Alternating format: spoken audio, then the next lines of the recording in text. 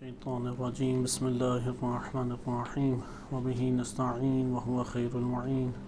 وصلی اللہ علی سیدنا محمد وآلہ الطاہرین۔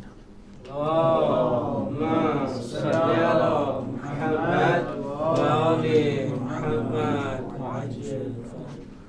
اعظم اللہ اجورنا واجورکم بمصابنا بالحسین علیہ السلام۔ ایام محرم میں ہم نے جس موضوع کا آغاز کیا وہ انصار امام حسین علیہ السلام ہیں کہ امام حسین علیہ السلام کے انصار مستقبل میں آنے والے شیعہ بالخصوص و امت اسلامیہ کے لیے ایک اسوہ اور نمونہ بنے، اور انہی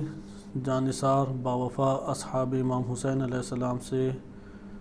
آئندہ آنے والی نسلوں نے نصرت کے معنی اور نصرت کے سلیقوں کو سمجھا، کس طرح سے حجت زمان کی مدد کی جاتی ہے، کس طرح سے اس سے مودت اور اس کی اطاعت کی جاتی ہے۔ یہ سبق انصار امام حسین علیہ السلام کی عملی زندگی سے ہمارے سامنے عیاں ہوتا ہے۔ اگر آج کے دن بھی کوئی اپنے امام وقت کی مدد کرنا چاہتا ہے، ان کی حقیقی معنی میں مودت کو اپنے وجود میں برپا کرنا چاہتا ہے، تو اسے چاہیے کہ وہ سیرت انصار امام حسین علیہ السلام کو پڑھے۔ تمام اصحاب میں امام حسین علیہ السلام کے انصار کی جو سیرت ہے وہ تمام اصحاب ائمہ علیہم السلام میں سب سے بارز، نمایاں اور محکم ہے۔ لہذا ائمہ اہل بیت علیہم السلام نے بھی زیارت ناموں میں، دعاؤں میں اور اسی طریقے سے حتیٰ دیگر جو مکاتب فکر ہیں وہ بھی ایک بڑی مقدار میں امام حسین علیہ السلام کے انصار سے متاثر ہوئے کہ سب مسلمان اور اہل اسلام کی نظر میں ایک مقدس اور ایک بالاتر اور بلندتر شخصیت شمار کیے جاتے ہیں امام حسین علیہ السلام کے انصار۔ امام علیہ السلام کے انصار کی کئی خصوصیات ہیں، بعض خصوصیات آپ کی خدمت میں ذکر کی گئیں کہ ان میں شوق شہادت و آرزو شہادت انتہائی محکم طور پہ پایا جاتا تھا۔ ہر وہ قوم کہ جس کے اندر شوق شہادت و آرزو شہادت جنم لے لے، اس قوم کو سرنگو کبھی نہیں کیا جا سکتا، اور ہر وہ قوم کہ جتنی اس کے اندر صلاحیتیں اور جس قدر ان کے اندر خوبیاں کیوں نہ ہوں، اگر وہ موت سے گھبراتے ہیں، موت سے فراری ہیں، تو یہ انہیں شکست اور پسپا کر جائے گی۔ حتیٰ کہ جو ماضی میں جنگیں ہوئی ہیں، ان جنگوں میں بھی یہی عناصر ہمارے سامنے آتے ہیں کہ وہ قومیں کہ جو استقامت کا مظاہرہ نہیں کر سکیں، وہ ہمیشہ استعمار کے تسلط کا شکار رہی ہیں۔ حسینیت اسی آئینے کا عکاسی، اس آئینے سے عکاسی ہمارے سامنے جو ہوتی ہے، وہ آرزو شہادت کو ملت اسلامیہ کے اندر وجود دینا ہے، کیونکہ اگر موت کا خوف ہو تو وہ تمام اقدامات جو عقل انسانی کہتی ہے کہ اٹھانے چاہیے، یہ موت ہے کہ جس کا ڈر اس کو اس سے مانع کر دے گی۔ امام حسین علیہ السلام کے انصار کی بڑی خوبیوں میں سے ایک یہی خوبی ہے کہ تا دم آخر، کہ آخر وقت تک ان کے وجود میں آرزو شہادت میں کمی نہیں آئی۔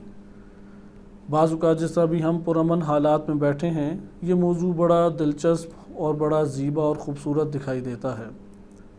صحیح سند روایات بھی انسان پڑھتا ہے، واقعات انسان سنتا ہے، ایک جذبے اور تمنا کو اپنے وجود میں ابھارتا ہے، لیکن جب حالات سخت ہوتے ہیں اور قلب کی گہرائی میں تمنا شہادت نہیں پائی جاتی، وہاں پہ انسان کے قدم ڈگمگا جاتے ہیں۔ انصار الحسین میں اس طرح کا کوئی نمونہ ہمیں دکھائی نہیں دیتا۔ ان کے وجود میں جذبہ شہادت، آرزو شہادت، تمنا شہادت تا دم آخر، حالات جتنے بھی سخت ہو جائیں، اس جذبے میں ہمیں کمی نہیں نظر آتی بلکہ اضافہ ہی نظر آتا ہے۔ دوسری خصوصیت اطاعت ہے کہ امام معصوم کی اطاعت انہوں نے انتہائی دقیق طور پہ اور انتہائی مضبوطی کے ساتھ، استقامت کے ساتھ انجام دی۔ امام علی علیہ السلام کے بڑے شکووں میں سے ایک شکوہ امت اسلامیہ بالخصوص اپنے لشکر کے ساتھ یہی تھا کہ وہ امام علی علیہ السلام کی بات نہیں مانتے تھے۔ جیسے آج بھی ہم یہ اپنے معاشرے کے اندر رخ دیکھتے ہیں کہ ائمہ اہل بیت علیہم السلام بار بار ہمیں روایات میں یہ فرماتے دکھائی دیتے ہیں کہ ہمارے بارے میں وہ کہو جو ہم کہتے ہیں اپنے بارے میں، وہ نہ کہو کہ جو ہم نے اپنے بارے میں نہیں کہا، یعنی ہمارے فضائل پڑھنے میں، ہماری خوبیاں اور صفات بیان کرنے میں ہماری ہی اتباع کرو۔ لیکن بعض افراد اس سے آگے بڑھ جانا چاہتے ہیں، جتنا انہیں منائیں وہ اس کو ماننے کے لیے تیار نہیں ہیں، آیات سنائیں، احادیث سنائیں، وہ کسی صورت میں بات ماننے کے لیے آمادہ نہیں ہیں۔ اسی طرح سے جب انسان کا اپنی جان، مال، نفس داؤ پہ لگتا ہے تو سب سے پہلی جو چیز دکھائی دیتی ہے کہ ترک کر کے انسان جاتا ہے وہ دین ہے، وہ اطاعت ہے۔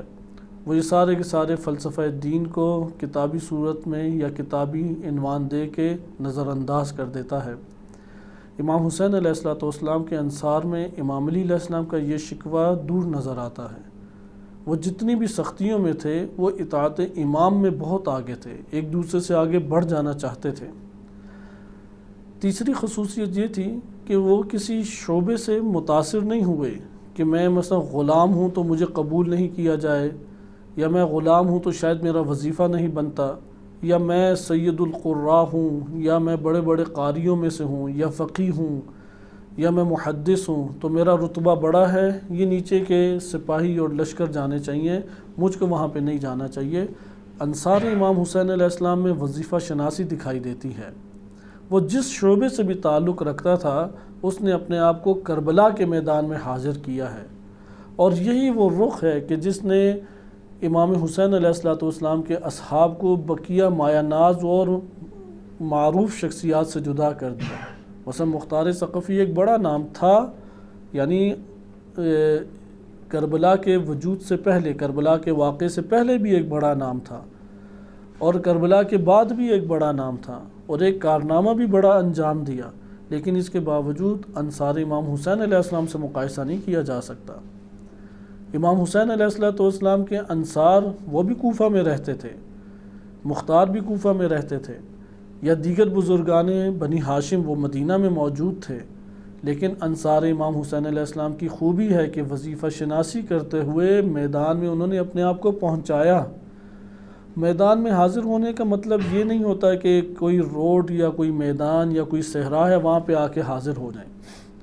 میدان میں حاضر ہونے کا مطلب ہی یہ ہوتا ہے کہ جو وظیفہ زمانہ حال سے انسان کی گردن کے اوپر عائد ہوتا ہے اس وظیفے کو اپنی جان داؤ پہ لگا کے انجام دے جائے۔ اگر انجام نہ دے تو یہاں پہ اس کے اوپر ایک سوالیہ نشان کم سے کم ضرور بن جاتا ہے۔ اسے اپنی صفائی پیش کرنے کی فرصت مہیا کرنی چاہیے، یا اس کی طرف یہ چیز آ جاتی ہے کہ وہ اپنی صفائی پیش کرے۔ لیکن جو وظیفے کا تعین کرتے ہوئے اسے تمام مراحل انجام دیتے ہوئے انجام دے جائے، چاہے اس کی جان داؤ پہ لگتی ہے، چاہے مال خرچ ہوتا ہے، چاہے اولاد خرچ ہوتی ہے، وہ اپنی جان داؤ پہ لگا کے وظیفے کو انجام دیتا ہے، یہاں سے نصرت جنم لیتی ہے۔ نصرت امام اتنے آرام سے جنم نہیں لیتی۔ نصرت امام کے وجود کے لیے انسان کو بالآخر امام حسین علیہ السلام کے اس قول کے اوپر عمل کرنا پڑے گا، من کان باطلا فینا محجتہ، جو اپنے خون جگر کو بہا دینا چاہتا ہے، جو اپنے جسم کو کٹوا دینا چاہتا ہے، فلیرحل معانا، وہ یہ صلاحیت رکھتا ہے کہ ہمارے ہمراہ چلے، وہ بھی ہمارے ساتھ کارواں کا حصہ بن جائے، وہ بھی امیر کارواں کے پیچھے پیچھے قدم اٹھائے۔ لیکن جس کے اندر یہ جذبہ نہیں ہے، خوف ہے، خطرے کا احساس کرتا ہے، وہ کئی طرح کے توہمات میں اور کئی طرح کے شبہات میں گرفتار ہے، فلیرحل معانا نہیں ہو سکتا، وہ امام معصوم کے ہمراہ نہیں چل سکتا، اور آج کے دور میں بھی ہمیں یہ دکھائی دیتا ہے۔ اس لیے اکثریت وہ والے انجام دیتے ہوئے ہمیں دکھائی دیں گے کہ جس میں کسی قسم کا خطرے کا احساس نہیں ہے، یزید وقت کے ساتھ ٹکراؤ نہیں ہے، بلکہ اب تو عزاداری کی بعض ایسی بھی قسم دنیا میں دکھائی دینے لگتی ہیں کہ وہ یزیدیوں ہی کی تائید سے ہو رہی ہوتی ہیں۔ بعض تو ایسے بھی حلقے ہیں کہ جو دور حاضر کے یزیدی اور اموی ہیں، انہوں نے ہی ان حلقوں کو آباد اور ایجاد کیا ہوا ہے، جیسے MI6 کا ایک فتنہ ہم معاشرے کے اندر دیکھتے ہیں۔ لہذا مسئلہ کیا ہے کہ امام حسین علیہ السلام کی نہضت کو سمجھا جائے، نصرت کے معنی کو سمجھا جائے۔ اگر نہضت کا نہیں پتہ، امام حسین علیہ السلام کے خروج کرنے اور اقدام کرنے کا علم نہیں ہے کہ کیوں کیا گیا، تو یہ بھی نہیں علم ہو سکے گا کہ نصرت کہاں کی گئی، کیونکہ نصرت تو اس چیز میں کرنی ہے کہ جس میں امام علیہ السلام کو ضرورت ہے۔ لہذا خلاصہ کلام یہ خصوصیات ہیں انصار امام حسین علیہ السلام کی کہ وظیفہ شناس تھے، کہ امام حسین علیہ السلام کے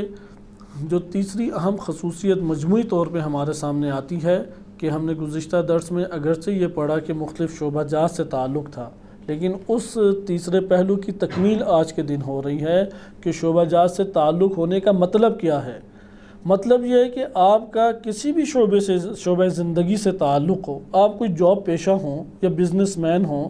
یا فقیہ بزرگ و محدث و مفسر ہوں، یا آپ نے کوئی ڈگریاں فزکس سائنس یا کسی اور علم میں لی ہوئی ہیں، یا نہیں ممکن ہے کہ آپ ریڑھی لگانے والا کوئی شخص ہو، کوئی چوکیدار ہو، کوئی مثلاً جھاڑو دینے والا ہے روڈوں کے اوپر، ہر کوئی جس بھی شعبہ زندگی سے تعلق رکھتا ہے اس کا وظیفہ یہ ہے کہ وہ فلیرحل معنا، وہ امام کے ساتھ چلنا چاہے، اسے چلنا چاہیے، وہ میدان میں پہنچے امام معصوم کے ساتھ۔ اور اس وظیفے کی شناخت کرنے کے بعد جس نے بھی اقدام کیا اس کو اپنی جان تو داؤ پہ لگانے پڑے گی، اسے اپنے مال کی قربانی دینے پڑے گی، اسے زندانوں کا خوف جھیلنا پڑے گا، اسے ترک دنیا کم سے کم ہر صورت میں کرنے پڑے گی۔ یہ دو برابر نہیں ایک دوسرے کے ساتھ چل سکتی کہ نہ زندان کا خوف جھیلنا پڑے، نہ جان کا خطرہ اسے پیش آئے، نہ مال اس کا خرچ ہو، نہ جان اس کی خرچ ہو، اور نصرت امام علیہ السلام بھی جنم لے لے۔ یہ تو تاریخ میں نہ کسی نبی کے ساتھ ہوا، نہ کسی وصی کے ساتھ ہوا، اور نہ امام مہدی علیہ السلام کے ساتھ یہ ہوگا۔ لہذا دین کی حمایت، دین کی نصرت، دین کی مدد،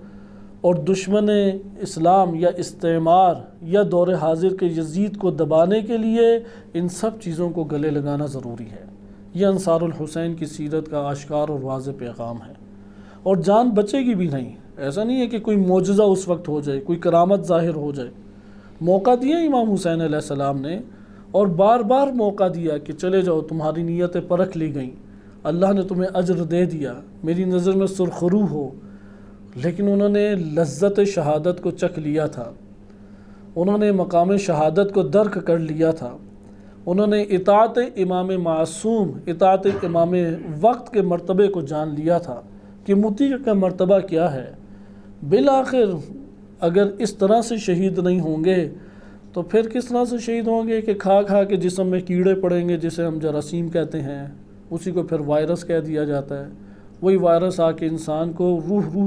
اس کی نکالتا ہے جسم سے، اور تڑپ تڑپ کے وہ مر جاتا ہے۔ موت تو آنی ہے۔ لہذا یہ بات ہمارے سامنے آئی کہ انصار الحسین علیہ السلام کی خصوصیت وظیفہ شناسی ہے۔ ممکن ہے وظیفہ شناسی یہ قرار پائے کہ خط جا کے بس سنا آؤ۔ مسلم بن عقیل انصار الحسین میں سے ہیں، اگرچہ کربلا شہید نہیں ہوئے۔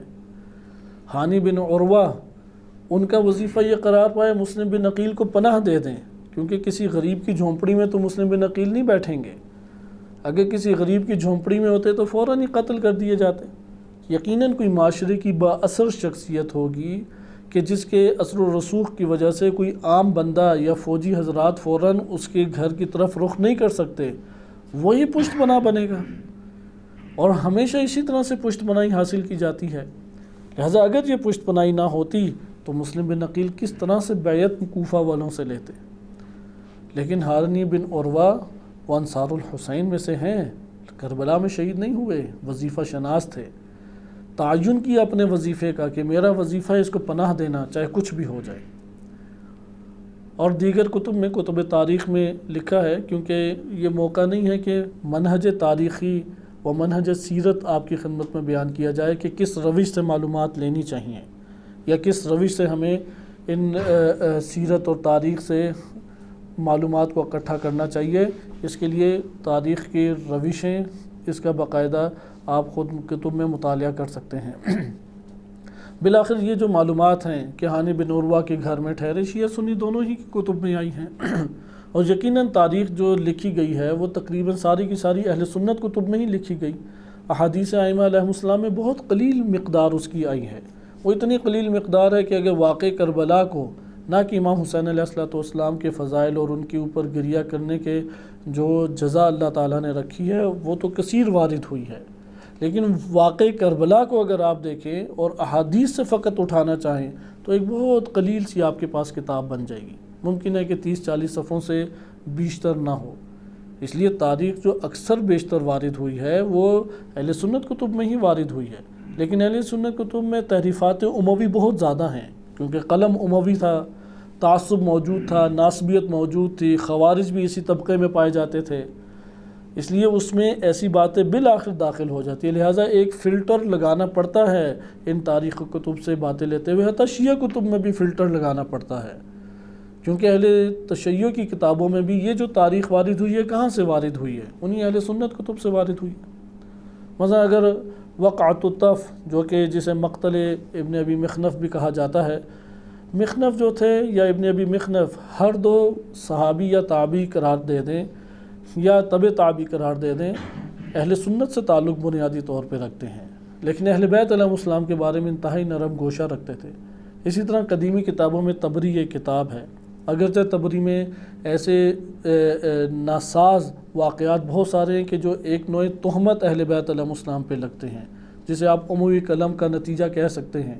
لیکن اس کے باوجود یہ جتنے مصائب ہیں یا جتنے ہم واقعات پڑھتے ہیں کربلا کے، وہ اسی میں اکثر بیشتر وارد ہوئے ہیں۔ اس لیے آپ کی خدمت میں بیان کیا کہ ہمارے پاس بنیادی منابع تین ہی ہیں، یا کتب تاریخ ہیں، شیعہ ہوں یا سنی فرق نہیں پڑتا، یا کتب احادیث ہیں، شیعہ ہوں یا سنی فرق نہیں پڑتا، یا ہمارے پاس تیسرا ہے کتب رجالیہ، شیعہ ہوں یا سنی۔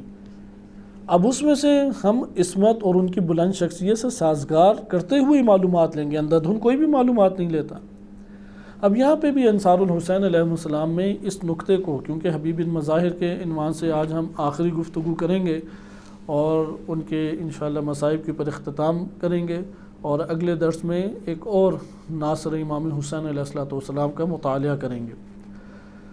امام حسین علیہ السلام کے انصار میں یہ تیسری خصوصیت ہے جس کا ایک بڑا حصہ گزشتہ درس میں آپ کی خدمت میں ذکر کیا گیا کہ مختلف شعبہ جات سے تعلق رکھتے تھے، یعنی محدث، یعنی آیت اللہ اور مراجع ظام بھی تھے، مجتہد بھی تھے، اس میں جنگجو افراد بھی تھے، کرنیل جرنیل بریگیڈیئر بھی اس میں موجود تھے، اس کے اندر غلام بھی موجود تھے، ریڑھی میں سبزیاں فروخت کرنے والے بھی موجود تھے، عام افراد میں سے بھی موجود تھے، بچے زن بوڑھے سب موجود تھے، کیونکہ نصرت کا وقت آن پہنچا ہے، اور امام جو ہے وہ اپنے گھر کو ترک کر کے میدان کی طرف نکل کھڑا ہوا ہے،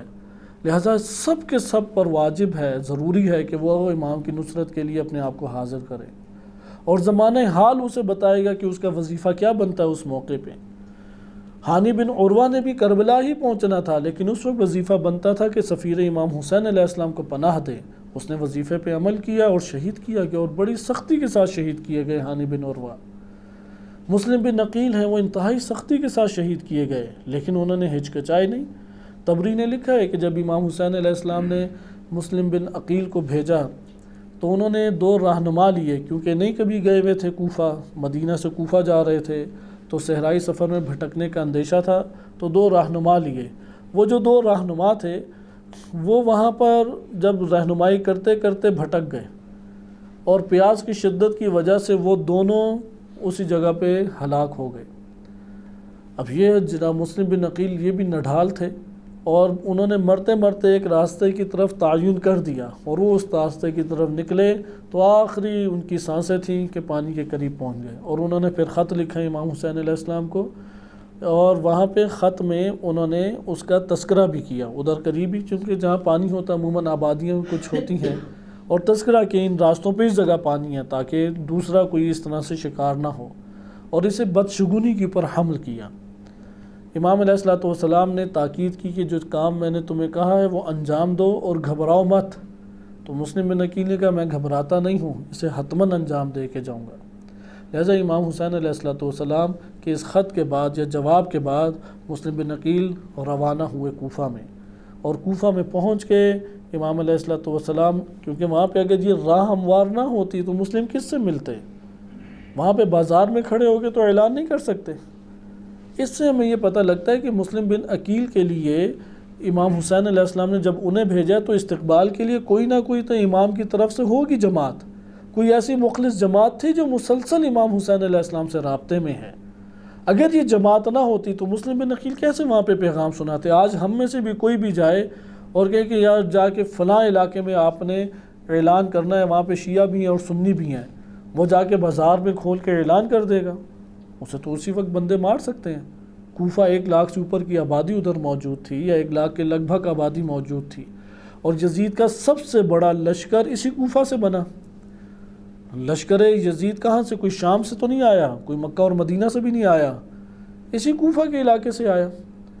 اس لیے اس کے اندر شیعہ بھی تھے، سنی بھی تھے، اسی کے اندر خوارج کی جماعتیں بھی رہتی تھیں۔ کوفہ ایک بڑی جگہ تھی۔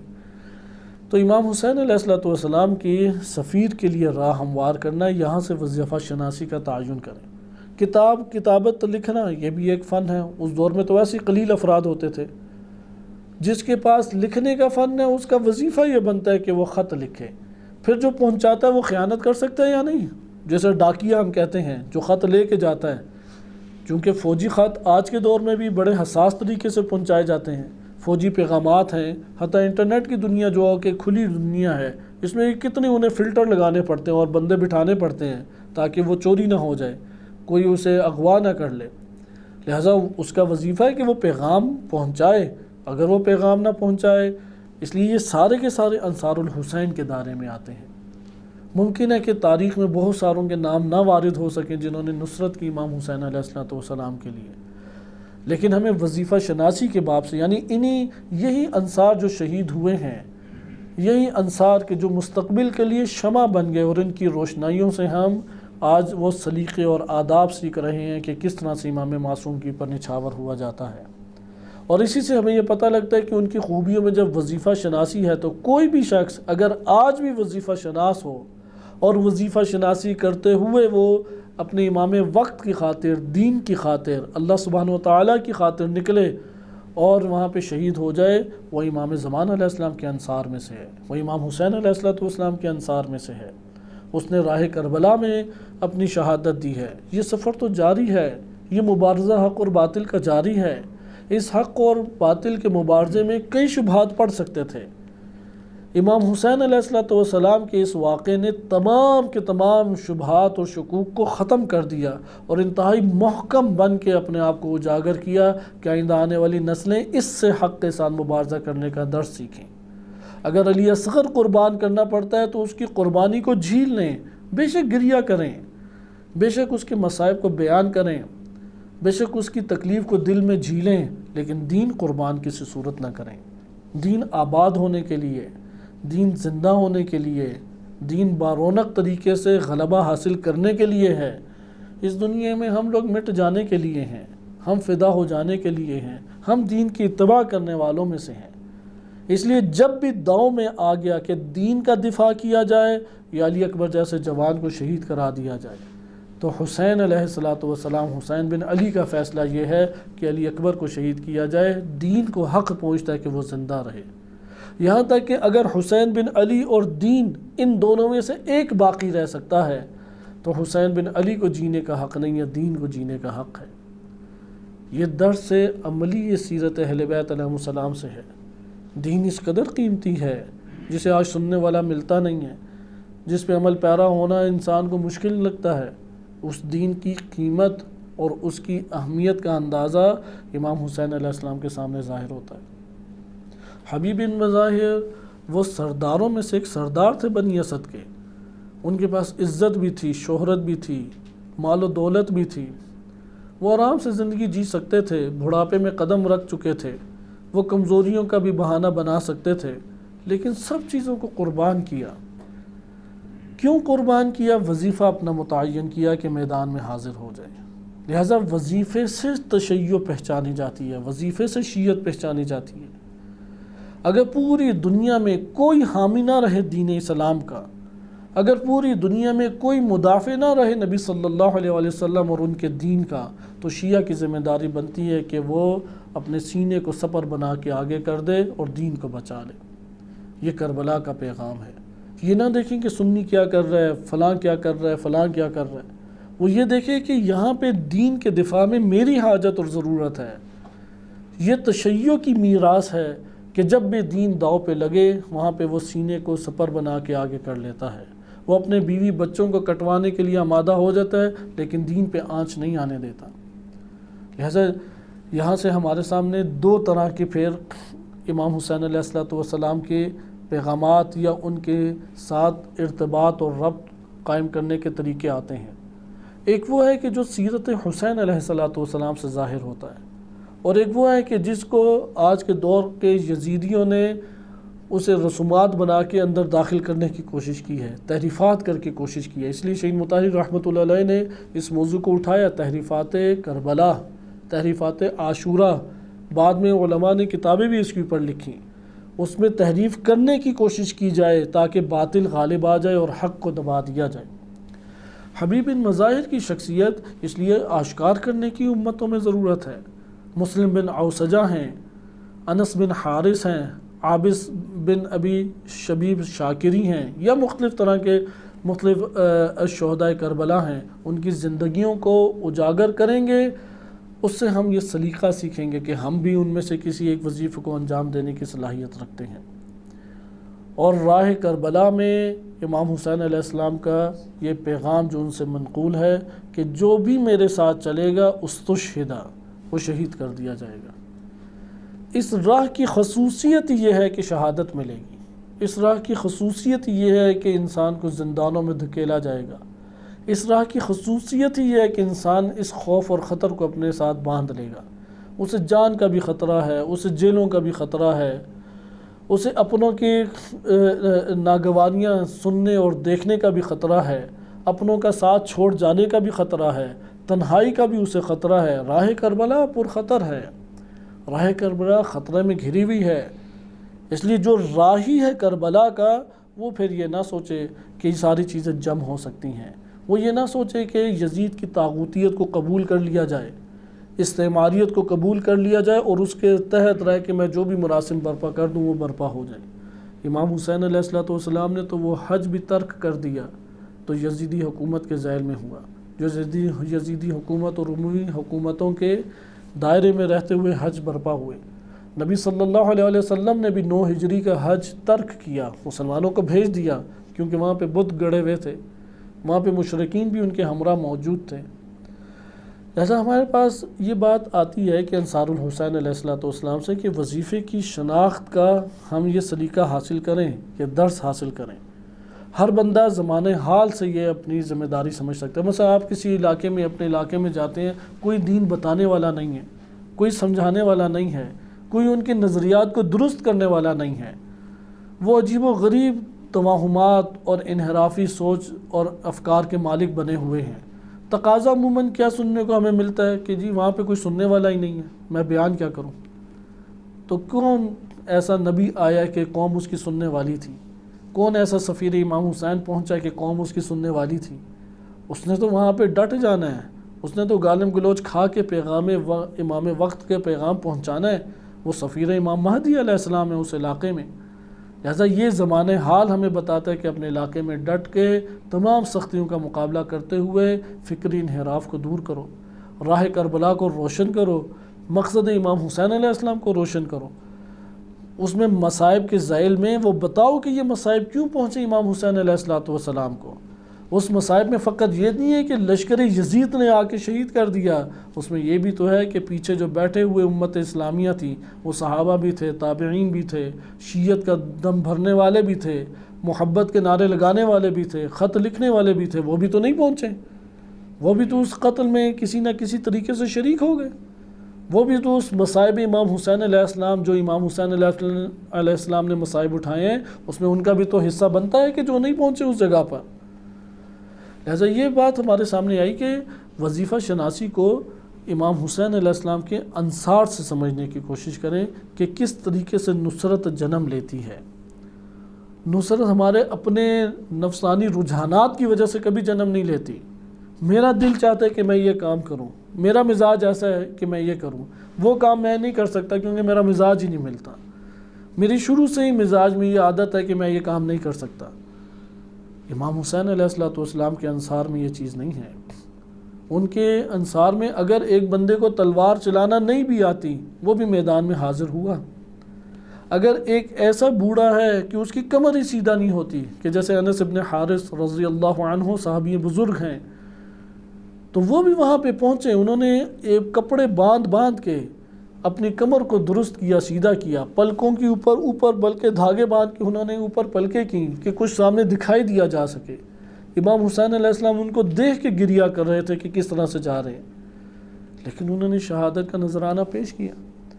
وہ رسول خدا کی بارگاہ میں سرخرو ہونا چاہتے ہیں۔ یہ جذبہ ہے حسینیوں کا، یہ جذبہ ہے انصار الحسین کا، یہ جذبہ ہے آج کے امام وقت کی مدد کرنے کا سلیقہ اور طریقہ کار یہی ہے۔ حبیب بن مظاہر کربلا کے میدان میں جب پہنچے، کیونکہ اس سے پہلے کہ ہم حالات پڑھ چکے ہیں اور واقعات کو ایک دوسرے سے ملائیں، یہ نہ دیکھیں اس کی سند ٹھیک ہے، اس کی سند غلط ہے، یہ فلاں ہے، یہ فلاں ہے، واقعات کو ایک دوسرے سے ملایا جائے۔ جیسا کہ جناب حبیب بن مظاہر کی طرف خطوط کی بات کہ پہلا درس اسی سے متعلق تھا، جناب حبیب کو جدا طور پہ جو خطوط نسبت دیے جاتے ہیں وہ دو ہی ہیں۔ ایک وہ جو ہمارے سوشل میڈیا پہ گردش کر رہا ہے، وہ تو کسی ذاکر کی بھی کتاب میں موجود نہیں ہے۔ بعض ایسی کتابیں ہیں کہ جو سندھی میں مثلا کسی نے مجلس ذاکر نے پڑھی تھی، اس کا اردو ترجمہ کیا تو اس میں لکھا ہوا ہے۔ کسی نے حوالہ بھی اسی طرح بھیجا ہوا تھا کہ حضرت وہ تو کتابوں میں ہے، پوچھا کون سی کتاب میں ہے، انہوں نے کہا یہ فلاں ذاکر کی کتاب میں۔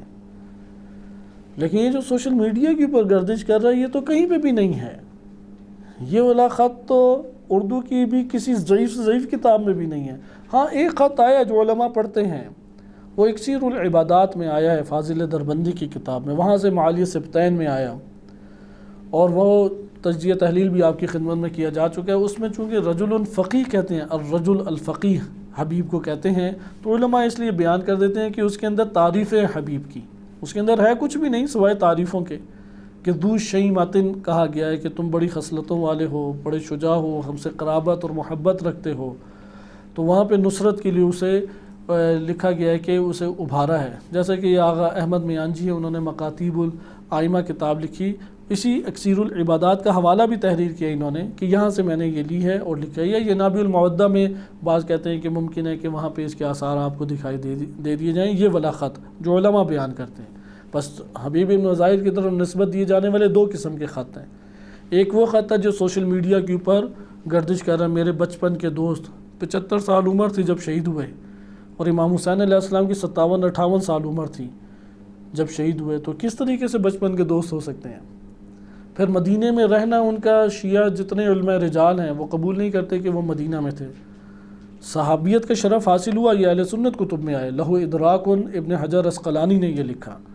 شیعہ کتب میں یہ نہیں آیا کہ وہ صحابی رسول صلی اللہ علیہ وسلم تھے، اہل سنت کتب میں یہ آیا۔ اہل سنت کتب سے پھر ہمارے جو بزرگان ہیں جیسے عبداللہ مامکانی، بہت بڑے رجالی اور محدث گزرے ہیں، انہوں نے اسے تحریر کیا اور قوت دی اس بات کو۔ لیکن لہو ادراک ان کا مطلب کیا؟ زیارت کی نبی صلی اللہ علیہ وسلم سے، یا بات چیت کی، یا ملاقات کی، اور اس کے بعد چلے گئے۔ مدینہ میں تو رہے نہیں حبیب ابن مظاہر۔ اگر مدینہ میں رہے ہوتے حبیب ابن مظاہر تو نبی صلی اللہ علیہ وسلم کے رحلت کے فوراً بعد جو حوادث تھے اس میں ان کا نام آنا چاہیے تھا یا نہیں آنا چاہیے تھا؟ اس میں نام سے مقداد، عمار، ابو ذر، سلمان، انہی کے آتے ہیں، حبیب کا نام ادھر کہاں پر ہے؟ اس سے ہمیں یہ بات پتہ لگتی ہے کہ حبیب بن مظاہر مدینہ میں رہے ہی نہیں۔ ٹھیک ہے، انہیں صحابیت کا شرف حاصل تھا، اور شہید مطہری رحمۃ اللہ علیہ بالخصوص اس بات کے قائل ہیں کہ یہ صحابی رسول تھے جناب حبیب ابن مظاہر، اور انہوں نے صراحت کے ساتھ اسے لکھا، اور قرائن سے ہمیں یہ پتہ بھی لگتا ہے کیونکہ ہجرت سے 14 سال پہلے ان کی ولادت ہے۔ جب امام حسین علیہ السلام کی ولادت بسعادت ہوئی تو حبیب بن مظاہر 18 سال کے تھے، لیکن جنگوں میں شرکت نہیں ہوئی، نہ جنگ بدر، نہ جنگ احد، نہ جنگ خندق، نہ خیبر، نہ کسی اور جنگ میں۔ اس سے پتہ لگتا ہے وہ مدینہ میں تھے ہی نہیں، کیونکہ لشکر مدینہ سے بنتے تھے، وإلا تو ان کی شخصیت کے اوپر حرف آ جائے کہ ان جنگوں میں پھر کہاں پہ ہیں وہ، کیونکہ ان جنگوں کے واقعات تو شیعہ سنی دونوں کتب میں لکھے گئے۔ یہ نتیجہ ہمارے پاس نکلتا ہے کہ حبیب بن مظاہر وہ صحابی رسول ہیں، قرائن سے یہ پتہ لگتا ہے، اور قرائن اور شواہد ہی ایک دوسرے سے جوڑنے سے ہمیں یہ ساری کہانی یا یہ ساری داستان سمجھ آتی ہے کہ شرطۃ الخمیس میں سے تھے، اور شرطۃ الخمیس میں ہونے کی وجہ سے امام علیہ السلام کے قریبیوں میں سے تھے۔ مسلم بن عقیل کو جب بھیجا تو ان کی استقبال کے لیے بعض لوگوں کو خصوصی طور پہ کہا، اس لیے شیعہ کتاب اٹھا کے دیکھیں یا سنی کتاب اٹھا کے دیکھیں، آپ کو چند نام ہی نظر آئیں گے جنہوں نے استقبال کیا مسلم بن عقیل کا، اور وہ نام کون کون سے ہیں؟ پہلا نام یہی ہے، عابس شاکری، بزرگ شخصیت ہیں اور شہدائے کربلا میں سے ہیں۔ دوسرا نام حبیب بن مظاہر، تیسرا نام مسلم بن اوسجہ، چوتھا نام ہانی بن عروہ۔ یہی آپ کو شخصیات بار بار کتابوں میں نظر آئیں گی، آپ پڑھ کے کوئی بھی کتاب تاریخ کی دیکھیں، اس سے پتہ لگتا ہے استقبال کے لیے وہاں پہ راہ ہموار تھی مسلم بن عقیل کے، اس لیے انہوں نے خط سنایا، 18,000 افراد نے بیعت کی ہاتھ میں مسلم بن عقیل کے۔ یہ آرام سے بیعت ہو سکتی ہے، آرام سے بیعت نہیں ہو سکتی۔ اس لیے آ جائیں کربلا کے میدان میں، کہ اس سے پہلے والے واقعات ہم جناب حبیب بن مظاہر کے مطالعہ کر چکے ہیں۔ کربلا میں جب پہنچے امام حسین علیہ السلام، کیونکہ بڑی محبت رکھتے تھے اور گھرانے اہل بیت میں معروف تھے حبیب بن مظاہر، جناب بنت علی زینب کبریٰ سلام اللہ علیہا وہ آشنا تھیں جناب حبیب بن مظاہر سے، حضرت عباس علیہ السلام آشنا تھے۔ اس سے پتہ لگتا ہے گھرانے اہل بیت سے کس قدر پیوست تھے، کیونکہ بزرگ تھے، 75 سال عمر تھی، 75 ایئرز،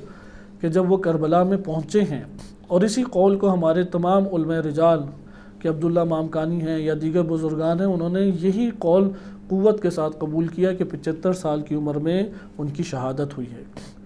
وہاں پہ حبیب ابن مظاہر صرف جذبات میں آنے والی شخصیت نہیں تھے، بڑے معاملہ فہم تھے،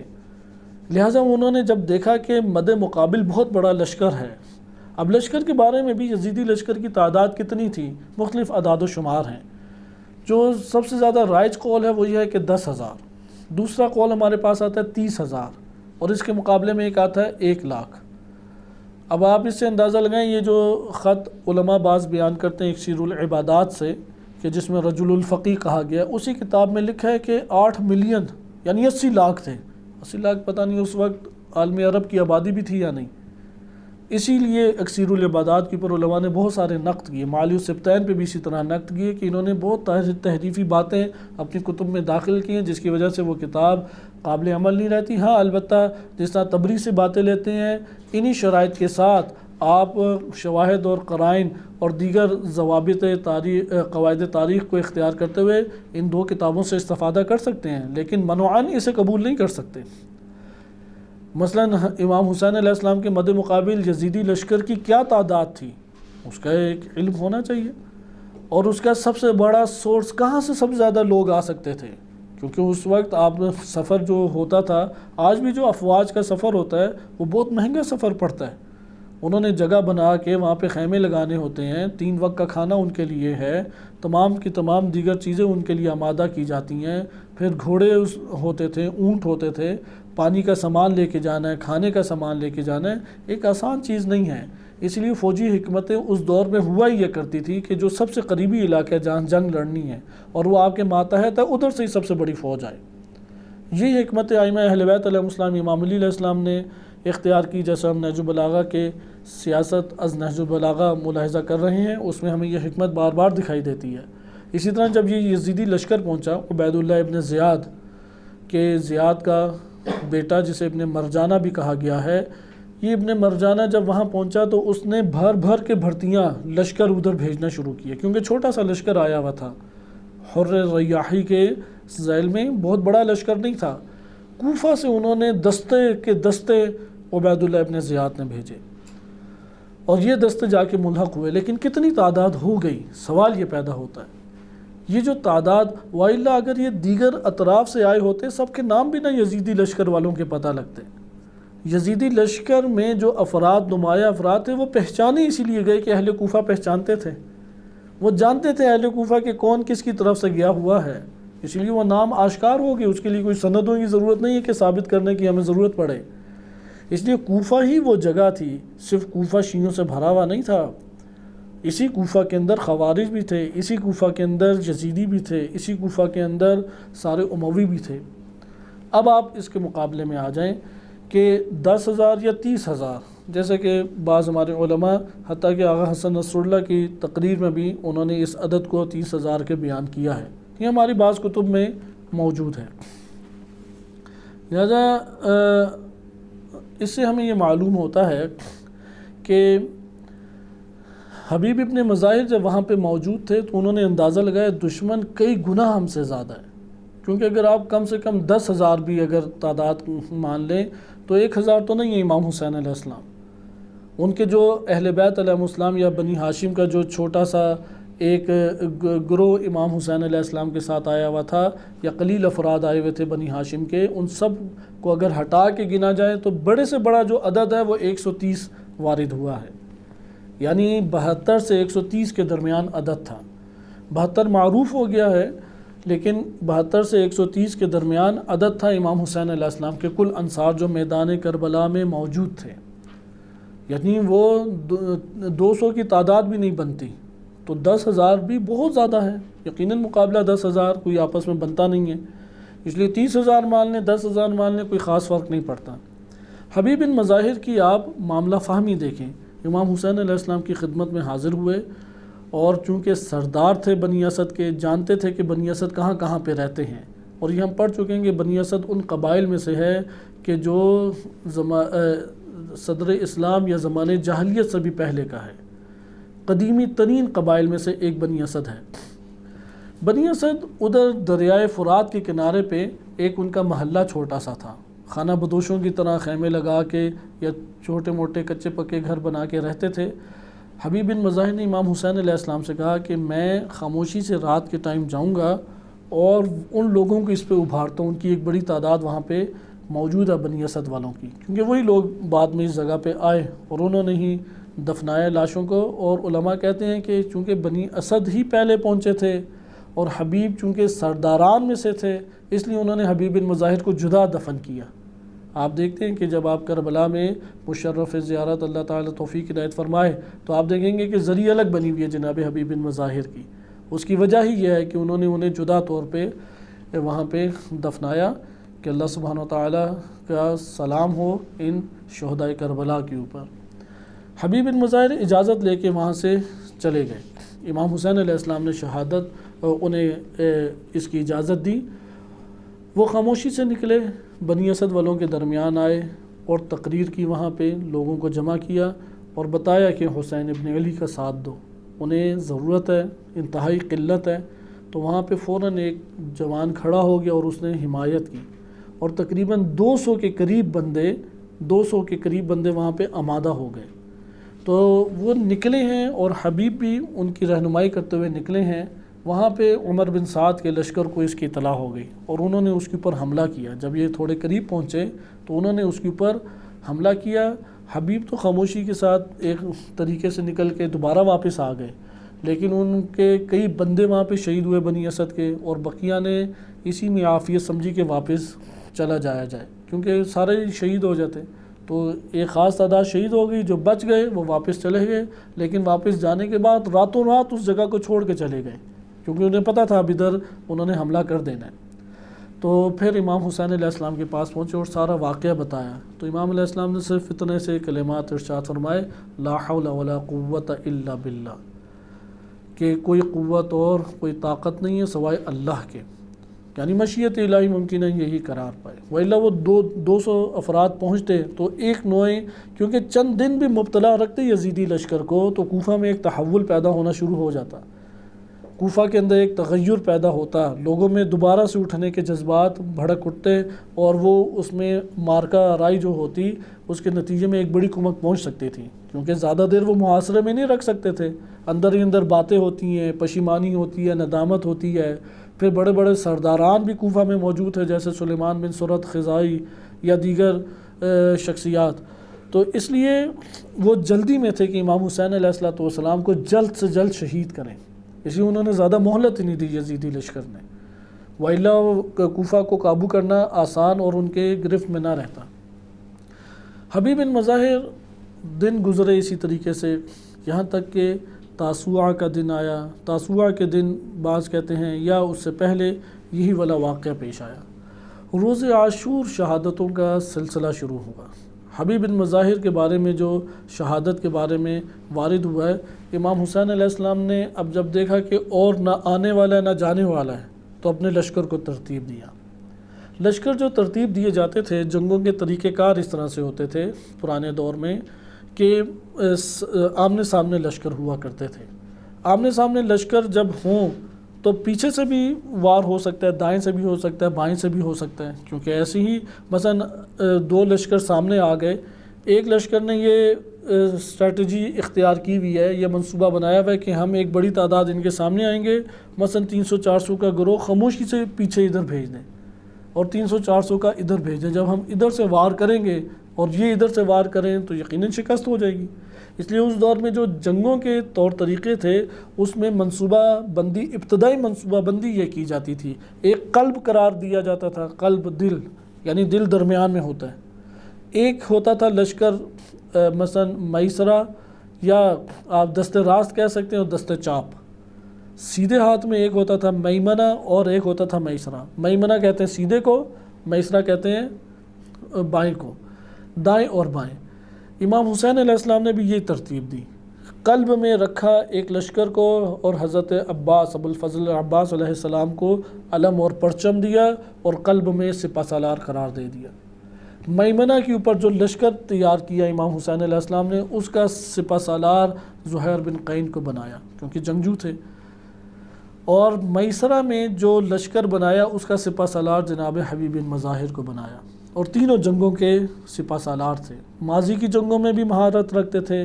یعنی اگر آپ ایک نظر امامت کے علاوہ دنیاوی غرض سے بھی دیکھیں تو ان سے بہترین افراد نہیں تھے کہ جو اس جگہ کو سنبھالیں۔ لہذا کیونکہ حبیب بن مظاہر جمل، نہروان اور جنگ صفین ان سب جنگوں کو دیکھ چکے ہیں، حضرت عباس علیہ السلام بھی ان جنگوں کو دیکھ چکے ہیں، اور جو زہیر بن قین ہیں یہ مقابلے میں ساری جنگیں انہوں نے لڑی ہیں، یہ بھی نہروان، صفین اور جمل وغیرہ میں موجود تھے، عثمانی کہلایا کرتے تھے، لہذا جنگجو تھے یہ سارے۔ تو میسرہ کے اوپر سپہ سالار حبیب بن مظاہر کو قرار دیا۔ جو پیچھے کی جانب ہے ادھر خندق کھود دی، اور خندق کے اندر لکڑیاں ڈال کے اسے جلا دیا کہ پیچھے کی طرف سے کوئی حملہ نہ کرے۔ لہٰذا ادھر سے کوئی حملہ کرتا ہے تو یہ میسرہ اسے کنٹرول کرتا تھا، ادھر سے حملہ کرتا میمنہ کنٹرول کرتا تھا، اور قلب میں جو لشکر تھا وہ حضرت عباس علیہ السلام کا تھا۔ یہاں پہ اسٹریٹجی یہ نہیں تھی کہ آگے بڑھ کے انہوں نے حملہ کرنا ہے، ویسے ہی شان امامت کبھی یہ نہیں رہی کہ جنگوں میں انہوں نے پہل کی ہو، پہل ہمیشہ مد مقابل میں کی۔ یہی سیرت رسول صلی اللہ علیہ وسلم سے چلا آ رہا ہے کہ وہ بہت ہو اگر طاقت میں اور دشمن اقلیت میں ہے تو محاصرہ کریں گے، جنگ میں پہل کبھی نہیں کرتے۔ تیر چلا ہے تو مد مقابل سے پہلے چلا ہے، تلوار چلی ہے تو مد مقابل سے پہلے چلی ہے۔ حسین ابن علی کی طرف سے پہلے تیر یا تلوار نہیں چلی، لہذا حبیب جو ہیں یہ اس طرف تھے۔ اب جب جنگ ہوئی تو جنگوں میں یہ تو آگے بڑھ کے حملہ نہیں کر سکتے تھے، وہ آگے بڑھ کے حملہ کرتے تھے۔ شمر کی یہ کوشش تھی کہ انہوں نے ابتدا میں جو منصوبہ یزیدی لشکر نے بنایا، عمر بن سعد نے بنایا، وہ یہ تھا کہ خیموں پہ حملہ کیا جائے، چونکہ خیمے اسی طرف سے تھے۔ آپ ابھی بھی یہ تصویریں انٹرنیٹ پہ مل جاتی ہیں، میسرہ کی طرف، قلب اور میسرہ کی طرف خیمے تھے، تو خیموں کے اوپر حملہ کرنا انہوں نے چاہا تاکہ انہیں پریشان کیا جائے اور اس میں مشغول کر دیا جائے، خیموں کے بچانے میں، اور ادھر سے فوج آئے اور اس طرح سے وہ شہید کر جائیں۔ اس لیے شمر جو ہے اس نے مختلف مواقعوں پہ خیموں پہ حملہ کرنا چاہا، اور ہر دفعہ انہوں نے پسپا کیا۔ امام حسین علیہ السلام کے انصار نے بڑی شدت کے ساتھ ان کے جو حملے ہیں انہیں پسپا کیا۔ اس حوالے سے ہمارے پاس جو تاریخی منابع ہیں اس میں جو وارد ہوا ہے، مثلا صرف تاریخ طبری سے پڑھ دیا جاتا ہے۔ تاریخ طبری سے پڑھنے کا یہ مطلب نہیں ہوتا اس پہ ہمارا کوئی اندھا اعتماد ہے۔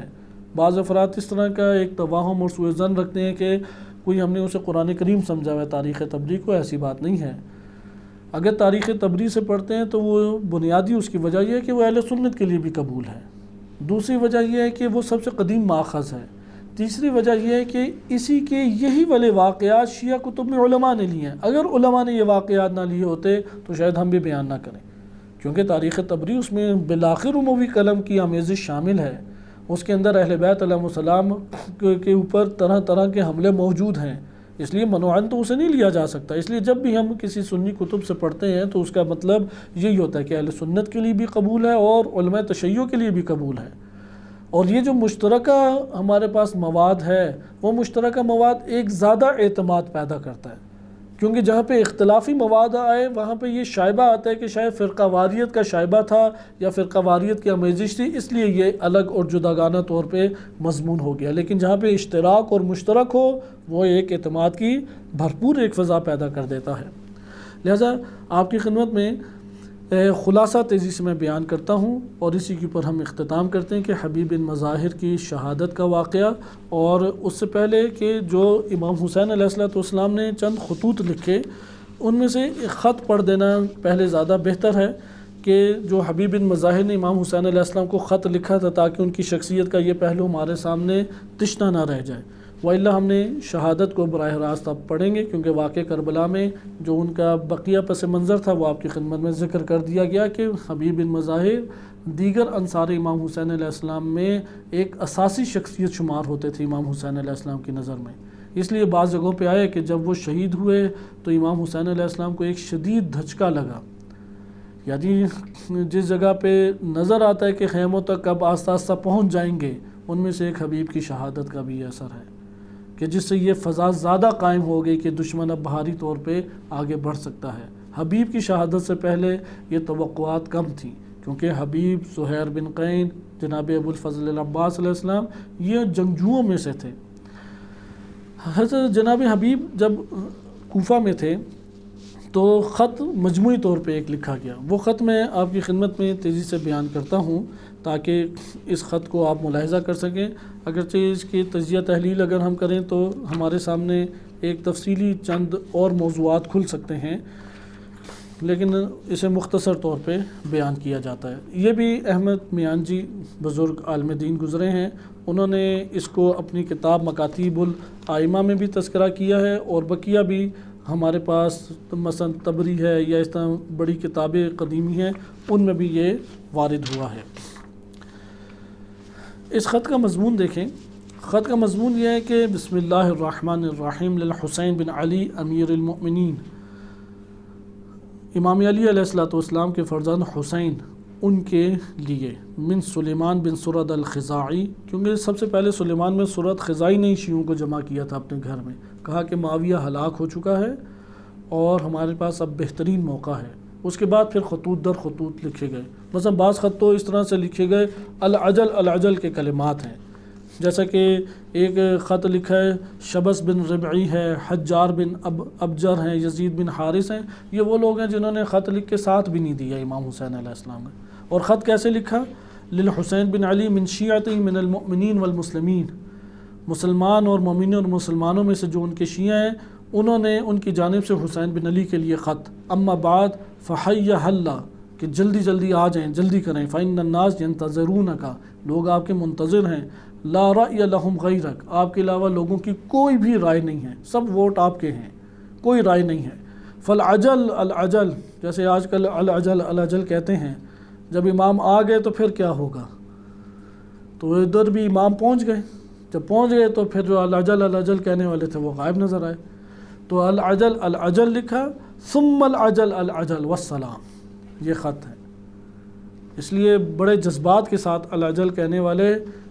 افراد کا بعض اوقات یہ حال بھی ہوتا ہے کہ جیسے شبس بن ربعی ہے، کہ شبس بن ربعی کہ اس کا بہت ہی منفی چہرہ رہا، اس نے خط لکھ لکھ کے امام حسین علیہ السلام کو بلایا اور ساتھ دیا یزیدی لشکروں کا، منافقت دکھائی، ایک منافق کی وجہ سے بہت سارے مسائل پیدا ہوئے، شبس بن ربعی اور دیگر بھی نام ہیں، اور ان کے آپ الفاظ دیکھیں، یہ منافقت کی علامت ہوتی ہے، انتہائی جذبات کے ساتھ العجل العجل العجل ثم العجل العجل، اور جب امام پہنچ گئے تو وہاں پہ وہ پھر گئے۔ جب تیاری اندر سے وجود میں نصرت ناصر نہ ہو تو حال یہی ہوتا ہے۔ اسی لیے شیخ خواجہ طوسی رحمۃ اللہ علیہ کا جملہ ہے کہ وجود الامام کے بارے میں، وجودہ لطف، امام زمانہ علیہ السلام کا جو وجود ہے وہ لطف ہے، اور ان کی غیبت کیا ہے؟ لطف آخر، ان کا غائب ہونا بھی لطف ہے، کیونکہ ابھی منافق کے عنوان ہمارے اوپر نہیں لگ رہے، ابھی ایسا نہیں ہے کہ وہ شخص سیدھا جہنم میں پہنچ جائے امام کی نصرت نہ کرنے کی وجہ سے، ابھی چھپے ہوئے ہیں سارے کے سارے چہرے، جب امام علیہ السلام آ جائیں یہ سارے چہرے عیاں ہو جائیں گے،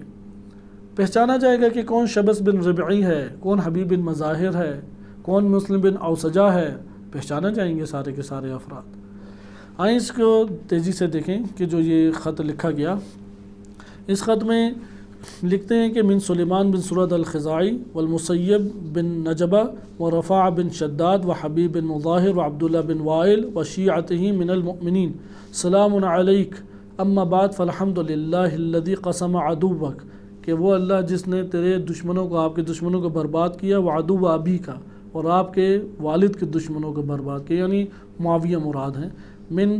قبل الجبار العنید۔ پھر آگے کیونکہ وہ تھوڑا طویل ہے اور وقت ہمارے پاس قلیل ہے، اس میں اہمیت کا حامل جو ہے فَأَقْبِلْ، آپ آئیں، لَعَلَّ اللَّهَ يَجْمَعُنَا بِكَ عَلَى الْحَقِّ، کہ اللہ تعالیٰ آپ کے ذریعے سے ہمیں حق کے اوپر جمع کر دے۔ آپ خط لکھنے والوں کا مضمون دیکھیں، آپ کی وجہ سے اللہ ہمیں حق پہ جمع کر دے۔ والنعمان بن بشیر فی القصر الامارہ، قصر الامارہ جو تھا اس میں نعمان بن بشیر تھا یزید کی طرف سے، یہ بڑا سست انسان تھا، اسی کو ہٹا کے ادھر یزیدیوں نے خط پہ خط یزید کو لکھے، جو موجود تھے یزید کے حامی حکومتی بندے، انہوں نے کہا نعمان بن بشیر کو نہ ہٹائے اور کام کا بندہ نہ بھیجا تو حسین بن علی اس جگہ پہ آ کے قبضہ کر لیں گے، تو تب عبید اللہ ابن زیاد کو پھر وہاں پہ بھیجا گیا۔ تو انہوں نے کہا کہ وہ قصر امارہ میں وَلَسْنَا نَجْمَعَ مَعَهُ فِي الجُّمْعَةِ، نہ ہم جمعہ میں اس کے ساتھ شریک ہوتے ہیں، ولا جماعہ، اور نہ کوئی نماز جماعت جا کے اس کے ساتھ پڑھتے ہیں، ولا نخرج معه فی عید، اور نہ عید میں اس کے ساتھ ہم نکلتے ہیں، اور آپ کے آنے کے ہم منتظر ہیں۔ وَلَوْ قَدْ بَلَغَنَا أَنَّكَ أَقْبَلْتَ، اگر ہمیں یہ بات پہنچ گئی کہ آپ نے قبول کر لی ہے آنا، اخرجناہ، تو ہم یہ نعمان بن بشیر کو نکال دیں گے کوفہ سے، حتی یلحق بالشام، وہ جائے اور شام کے ساتھ ملحق ہو جائے۔ والسلام علیکم ورحمۃ اللہ وبرکاتہ یبن رسول اللہ وعلی ابیک من قبلک ولا حول ولا قوۃ الا باللہ العلی العظیم۔ یہ وہ خط ہے جو جناب حبیب اور دیگر بزرگان نے لکھا، اور اس کے جواب میں امام حسین علیہ السلام نے بھی خطوط لکھے۔ ان خطوط کا صرف ایک جملہ میں آپ کی خدمت میں سناتا ہوں، کیونکہ وہ خطوط بہت جاندار اور بہت اہمیت کے حامل خطوط ہیں جو امام حسین علیہ السلام نے لکھے۔ دونوں قسم کے خطوط کا تعارف ہونا چاہیے، وہ خطوط بھی ایک دفعہ پڑھ دیے جانے چاہیے اردو دان طبقے کے سامنے کہ جو امام حسین علیہ السلام کو خطوط لکھے گئے، تاکہ پتہ لگے کہ اس وقت کے شیعہ کیسے تھے، اور آج ہم جو اتنے قصیدے اور فضائل پڑھتے ہیں ہمارے اندر کتنا دم خم ہے، اور کون کون سی چیزیں ہماری مشابہ ہیں، اور کن کن جگہوں پہ ہمیں اپنے اندر تبدیلی لانے کی ضرورت ہے، اور امام حسین علیہ السلام کی طرف سے کیا خط لکھے گئے۔ اس لیے امام حسین علیہ السلام نے من الحسین بن علی، حسین بن علی کی جانب سے خط ہے، الی سلیمان بن سرد و مسیب بن نجبہ و رفاع بن شداد و عبداللہ بن وال و جماعت المومنین، ان سب کی طرف لکھے جنہوں نے پہلے خط لکھا تھا۔ اما بعد فقط علمتم ان رسول اللہ صلی اللہ علیہ وسلم قد قال فی حیاتہ، نبی صلی اللہ علیہ وسلم نے اپنی زندگی میں یہ فرمایا تھا، من رآ سلطانا جائرا، یہ آج کے شیعہ کو بھی پیغام ہے۔ اگر آج کا شیعہ العجل العجل کہتا ہے تو امام زمان علیہ السلام کی طرف سے یہی خط ہے۔ اس دور کے شیعوں نے العجل العجل کہا، اگرچہ یہاں پہ شیعہ اصطلاح بمعنی 12 امامی نہیں ہے، 12 ائمہ علیہ السلام کا معتقد، شیعہ ہے کہ جو طرفدار ہے، بے شک سنی ہو، کیونکہ کوفہ میں اکثریت سنی تھے اس دور میں، لیکن انہیں شیعہ اس لیے کہا جاتا ہے چونکہ طرفدار تھے وہ۔ من رآ سلطانا، جو کوئی اپنی ریاستوں میں، اپنے علاقوں میں، جو کوئی بھی اپنے علاقوں میں ایک ایسا حاکم بادشاہ دیکھے،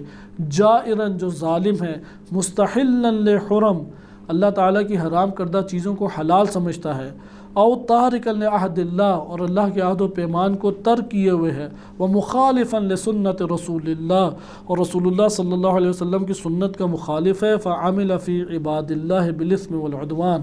تو اللہ کے بندوں میں وہ گناہ اور عدوان اور دشمنی اللہ سے کرتے ہوئے عمل انجام دیتا ہے، ثم لم یغیر علیہ بقول ولا فعل، اور وہاں پہ رہنے والا مسلمان، وہ چاہے کسی بھی ملک میں ہو، کسی بھی علاقے میں ہو، وہ نہ اپنے قول سے اس میں تبدیلی کا خواہاں ہے اور اپنا فعل سے نہ تبدیلی وہاں پہ چاہتا ہے، یعنی نہ اس کی مخالفت قول سے کرتا ہے نہ مخالفت فعل سے کرتا ہے، کان حقا علی اللہ ان یدخلہ مدخلہ، تو اللہ کے اوپر حق بنتا ہے کہ وہ اس شخص کو اسی سلطان جائر کے ساتھ داخل کریں جہنم میں، جہاں یہ ظالم جابر جائے گا وہاں پہ اس کے پیچھے پیچھے یہ خاموش طبقہ بھی جائے گا۔ اور ہمارے ملک میں تو ایسے ظالمین کو ووٹ دینے کی باتیں بھی کی جاتی ہیں، اور بعض اوقات ہمارے جو دینی سیاسی جماعتیں ہیں ان کی طرف سے یہ پیغام دیے جاتے ہیں نہیں مصلحت اسی میں ہے کہ آپ اسی کی طرفداری کریں۔ امام حسین علیہ السلام فرمائیں ثم لم یغیر علیہ بقول ولا فعل، چلو ٹھیک باہر آپ کوئی مصلحت جانتے ہیں، اپنی محفلوں میں کون سی مصلحت ہے؟ شیعوں کے درمیان تو مخالفت کریں نا پھر اس کی۔ ہم مان لیتے ہیں، فرض کرتے ہیں کہ باہر مصلحت یہ ہے کہ فلاں بادشاہ کو یا فلاں حاکم کو جو کہ مستحل لحرم اللہ کی حرام کردہ چیزوں کو حلال کر رہا ہے، وہ تارک صلاۃ یا تارک عہد اللہ ہے، اللہ کے عہد و پیمان کو ترک کیے ہوئے ہے۔ ٹھیک ہے، مصلحت کی وجہ سے آپ باہر مجمع میں کہتے ہیں کہ اس کی حمایت کرو، آپ شیعوں کے درمیان مسجدوں میں، امام بارگاہوں میں، اپنی محفلوں کے اندر اس کے اندر کیوں یہ تقاضا نہیں کرتے؟ کیوں اس کی مخالفت نہیں کرتے؟ کیوں لوگ دلوں کو اس سے دور نہیں کرتے تشیع کے؟ ایک جائر جس کو حق قانونی حاصل نہیں ہے اللہ کی طرف سے کہ وہ حکومت کرے، وہ ایک ظالم ہے۔ جیسا ہم نے کہا نا حقا علی اللہ ان یدخل مدخلہ وقد علمت ان هؤلاء لازم طاعت الشیطان، تم جانتے ہو کہ ان لوگوں نے شیطان کی اطاعت شروع کر دی۔ آگے خط طویل ہے، اسی پر ہم اکتفا کرتے ہیں۔ یعنی حبیب بن مظاہر انہی اعتقادات کے مالک تھے، انہوں نے قبول نہیں کیا اپنے دور میں کسی بھی سلطان کو، وہ درباروں کا جا کے حصہ نہیں بنے، اور اپنے آپ کو کربلا میں انہوں نے پہنچایا۔ جب کربلا میں انہوں نے پہنچایا تو تیزی سے شہادت کا واقعہ سنیں کہ شمر نے حملہ کیا، اور شمر کے حملہ کرنے سے انہوں نے اسے پیچھے تک دھکیل دیا، اور حمید بن مسلم سے اہل سنت چونکہ زیادہ لیتے ہیں، یزیدی لشکر میں ایک آپ کہہ لیں کہ رپورٹر تھا ان کا، یزیدی لشکر کی رپورٹیں ساری اس نے بعد میں بیان کی۔ حمید سے زیادہ وہ شمر جو ہے اور شبس بن ربعی بعد میں ان سے جا کے مل گیا، یہ جس نے خط لکھا العجل کے، یہ یزیدی لشکر سے جا کے ملا۔ اچھا، اس کے بعد نیچے آپ آ جائیں کہ حملے یہ ہوتے تھے اور انصار الحسین میں سے کوئی نہ کوئی قتل ہو جاتا تھا یا وہ مد مقابل کسی کو قتل کر دیتے تھے۔ یہ حال دیکھ کے ابو ثمامہ ساعدی نے امام حسین علیہ السلام سے کہا کہ میری جان آپ کے اوپر فدا ہو، یہ آپ سے دیکھیں کس قدر قریب آ گئے ہیں، جب تک میں آپ کی نصرت میں قتل نہ کر دیا جاؤں انشاءاللہ تو آپ قتل نہیں تب تک ہوں گے، میں آپ سے پہلے ہی مارا جاؤں گا، آپ پہ فدا ہو جانا چاہتا ہوں۔ میرا تو دل یہ چاہتا ہے کہ نماز کا وقت قریب ہے اور اس نماز کے بعد حق تعالیٰ سے ملاقات ہو۔ امام حسین علیہ السلام نے اسی وقت کہا کہ نماز کا اول وقت ہے، نماز کو برپا کیا جائے۔ بہرحال اسی ذیل میں حسین بن تمیم آیا، اب نماز کی تیاریاں ہو رہی ہیں۔ یزید میں حسین بن تمیم، یہ تمیمی قبیلے سے تعلق رکھتا تھا، اسی نے جناب حبیب کو بعد میں شہید بھی کیا۔ یہ تبری سے میں پڑھ رہا ہوں۔ حسین بن طبیب آ کے کہتا ہے کہ تم لوگوں کی نماز قبول نہیں ہوگی، تو حبیب بن مظاہر نے کہا کہ یہ آل رسول ہیں، تو یہ گمان کرتا ہے کہ آل رسول کی نماز قبول نہیں ہے۔ پھر جذبات میں اور غصے میں حماسے کے ساتھ کہا، حمایت اہل بیت کرتے ہوئے کہا کہ او گدھے تیری نماز قبول ہے اور آل رسول کی نماز قبول نہیں ہے، اور سختی سے اسے جھاڑ کے پیچھے بھیج دیا۔ اچھا، ابن تمیم نے جب یہ سنا تو وہ تو غصے سے آگ بگولا ہوا اور آگے بڑھ کر اس نے حملہ کیا، اور حبیب نے بھی بڑھ کر اس کے گھوڑے کے منہ کے اوپر تلوار ماری، جس کی وجہ سے گھوڑا آگے پیچھے گھوم کے رہ گیا، اور اس کے اصحاب دوڑے، اور حبیب چونکہ وہ جب گھوڑے کو تلوار لگی تو وہ گر گیا، اور اس کے افراد یزیدی لشکر سے اسے اٹھا کے لے گئے۔ اس کے بعد حبیب امام حسین علیہ السلام کی اجازت سے آگے بڑھے، کیونکہ پے در پہ اب جنگیں ہو رہی تھیں، تو امام حسین علیہ السلام نے بالآخر جناب حبیب بن مظاہر کو آگے بڑھ کے جانے کی اجازت دے دی۔ حبیب آگے بڑھے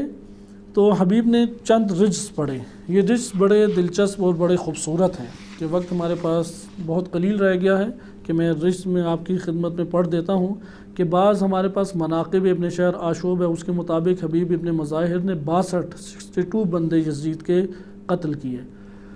اور بعض میں آیا ہے کہ 32 بندے واصل جہنم یزید کے کیے۔ یہ واقعۃ طف میں آیا ہے کہ 32 بندے جناب حبیب نے شہید کیے، قتل کیے یا انہیں واصل جہنم کیا۔ حبیب بن مظاہر جب آگے بڑھے تو ان کے رجز یہ تھے، انا حبیب و ابی مظاہر، کہ میں حبیب ہوں اور میرے والد مظاہر ہیں، فارس و حیجا و حرب تسعر، کہ میں خوب آگے بڑھ کے جنگ لڑنے والا ہوں، جس کی وجہ سے جنگ اپنے عروج پہ، یعنی قیمت خوب اس کی بڑھ جاتی ہے جب میں آگے بڑھ کے جنگ کرتا ہوں۔ وَنَحْنُ أَوْفَى مِنْكُمْ وَأَصْبَرُ، اور ہم تمہاری نسبت وفا کرنے والے ہیں اور ہم صبر کرنے والے ہیں۔ اصل خزانے یہی ہیں، ہمیں یاد رکھنا چاہیے۔ وفا خزانہ ہے، صبر خزانہ ہے۔ صرف نذرانے زبان سے چند کلمات کے پیش کر دینا کافی نہیں ہے، وفا اصل نذرانہ ہے، صبر مصائب اور شدائد پہ اصل خزانہ ہے۔ پھر آگے فرماتے ہیں وَنَحْنُ عَلَى حُجَّةً وَأَظْهَرُ، ہم اللہ کی بارگاہ میں حجت ہیں تمہارے مقابلے میں، اور ہماری ہی بات قوی اور روشن ہے۔ حَقًّا وَأَتْقَى مِنْكُمْ وَأَعْذَرُ، کہ ہم ہی حق کے اوپر ہیں اور ہم میں متقی ہیں، اور جلد قیامت والے دن جب معاملہ آئے گا تو ہم ہی ہیں کہ جن کا عذر قبول کر لیا جائے گا۔ پھر بعض جگہوں پہ اس طرح بھی آئے کہ جناب حبیب نے یہ کلمات کہے کہ انا حبیب و ابی مظاہر نحن ازکا منکم و اطہر، کہ ہم تم سے زیادہ پاکیزہ اور اطہر ہیں۔ ننصر خیر الناس حین یذکر، کہ ہم مدد کرتے ہیں اس شخص کی کہ جو لوگوں میں سب سے بہتر ہے اور اسی کا تذکرہ کیا جاتا رہے گا۔ اور فقتل منہم احد و ثلاثین رجلا ثم قتل، کہ یہ آئے کہ انہوں نے 31 بندوں کو واصل جہنم کی اور پھر شہید ہو گئے، اور جب شہید ہوئے تو امام حسین علیہ السلام کے بعض جگہوں پہ کلمات وارد ہوئے ہیں کہ حد ذالک حسیناً، کہ حبیب کی شہادت نے حسین کو ہلا کے رکھ دیا، اور فرمایا احتسب نفسی و حمات اصحابی، کہ میں اپنے نفس میں صبر کروں گا اور یہ جو میرے اصحاب نے میری حمایت کرتے ہوئے جان فدا کی ہے میں اس کے اوپر صبر کروں گا۔ وصلی اللہ علی سیدنا محمد و آلہ الطاہرین۔